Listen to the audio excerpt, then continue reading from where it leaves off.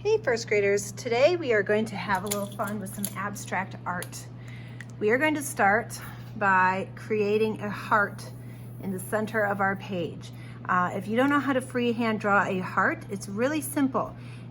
When the 3 takes a nap, you trap it with the V, and then you have a heart. Look at that. So you're going to draw a heart in the center of your page, and then you can come through and draw some lines through your paper. They can be soft lines or hard lines, straight or curvy. And I'm going to go, so these are vertical lines.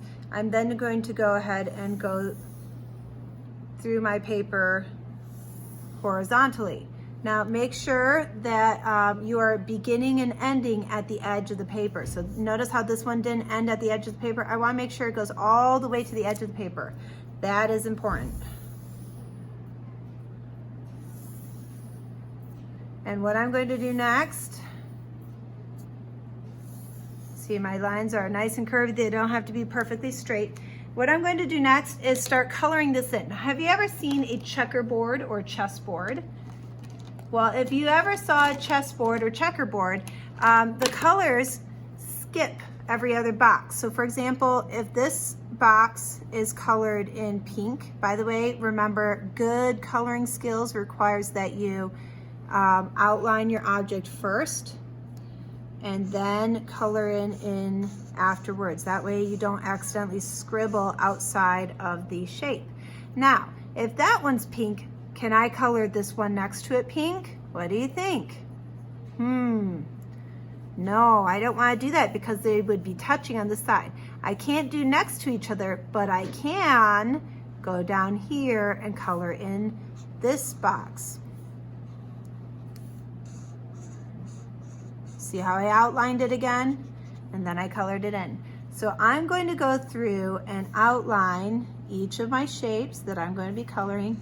And by the way, if you accidentally color 2 that are next to each other, it's not the end of the world. It's okay, just make it work.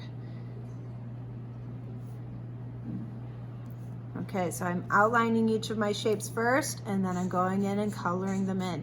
Now, what do you think happens when I get to these really small shapes that have been cut off? Look at that. There's just a little itty bitty shape, so I just go in and color that little itty bitty shape in, and we're good to go. And I'm going to stick to just inside the heart for now, because we're going to change colors on the background. And I want to take my time outlining each one and then coloring this in. I'm going to go a little faster. You guys want to take your time when you're doing this, because it does take patience so that you're not scribbling outside your lines. All right, so once I get all of these colored in, I'm going to choose a different color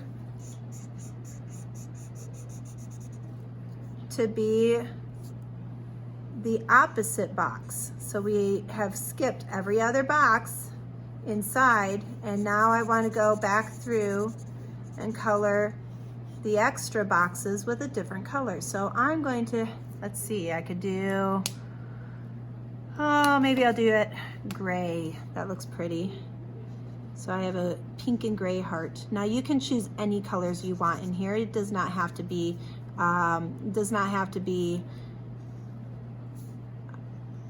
pink and gray. You can choose purple and red, or even green and blue. It's really up to you. Just 2 colors, stick to those 2 colors, and do every other box just like this. Okay, I'm going to fast forward and finish the rest of my drawing, and I will show you a finished product in a minute here. All right, have fun coloring, guys.